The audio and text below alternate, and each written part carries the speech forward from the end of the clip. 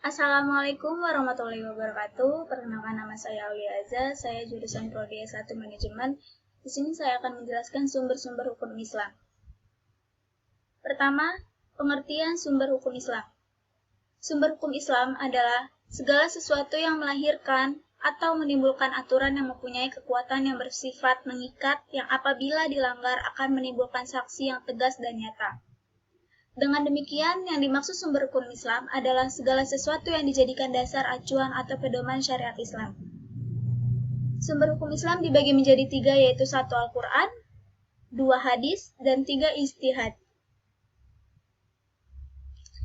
Pengertian Al-Quran. Secara harfiah, Al-Quran berasal dari bahasa Arab yang artinya bacaan atau himpunan Al-Quran, karena merupakan kitab yang wajib dibaca dan dipelajari, dan berarti himpunan karena himpunan mereka firman-firman Allah Subhanahu wa Ta'ala. Menurut istilah, Al-Quran adalah kitab suci umat Islam yang bersisi firman-firman Allah Subhanahu wa Ta'ala yang diwahyukan dalam bahasa Arab kepada Rasul atau Nabi terakhir kita, Nabi Muhammad SAW. Melalui malaikat Jibril alaihissalam diturunkan secara berangsur-angsur selama 23 tahun. Ayat pertama dalam Al-Quran yaitu Quran Surat 96 ayat 125 dan ayat terakhir Quran Surat ayat 5 dan 3 yang membacanya adalah ibadah. Kedudukan Al-Quran adalah sebagai kitab Allah Subhanahu wa Ta'ala menepati posisi sebagai sumber pertama dan utama dari seluruh ajaran Islam.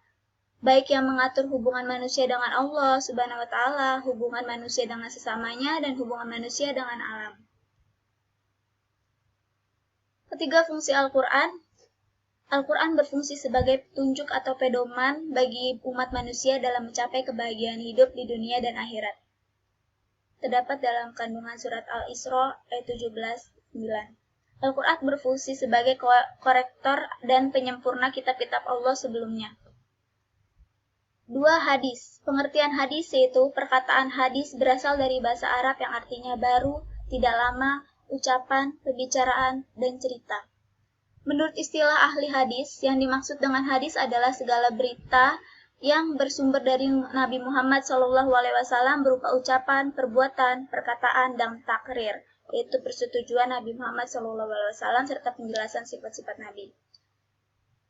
Hadis dibagi menjadi 3, yaitu hadis kauliyah, hadis filiyah, hadis takriyah. Hadis kauliyah hadis yang didasarkan atas segala ucapan Nabi Muhammad SAW. Hadis filiyah hadis yang didasarkan atas segenap perilaku dan perbuatan Nabi SAW. Contohnya nabi, haji, sholat, dan lain-lain. Hadis takriyah yaitu hadis yang disandarkan atas persetujuan Nabi Muhammad SAW atas yang dilakukan sahabatnya. Kedudukan hadis yaitu para ulama Islam berpendapat bahwa hadis menempatkan kedudukan pada tingkat kedua sebagai sumber hukum Islam setelah Al-Quran. Berdasarkan dalil Al-Quran itu ada dalam surat Al-Imran, Al-Ahzab, dan Al-Ashr. Fungsi hadis yaitu sebagai fungsi dan pernah hadis di samping Al-Quran adalah yaitu ada bayan at-takriri, ada bayan at-tafsir, dan bayan at-tasuri. Bayan at-takriri yaitu mempertegas atau memperkuat hukum-hukum yang telah disebutkan di dalam Al-Quran. Bayan at-tafsir menafsirkan dan merinci ayat-ayat Al-Quran yang masih umum dan samad. Bayan at-tashri yaitu mewujudkan hukum atau ajaran yang tidak tercantum dalam Al-Quran. Ketiga yaitu ijtihad. Pengertian ijtihad menurut bahasa ijtihad artinya berusaha dengan sungguh-sungguh. Menurut ijtihad adalah hukum yang tidak ada di dalam Al-Quran dan hadis, namun dimunculkan dengan menggunakan akal sehat dan pertimbangan yang matang. Kedudukan ijtihad sebagai sumber hukum Islam setelah Al-Quran dan hadis. Ijtihad tidak berlaku dalam urusan ibadah madhah.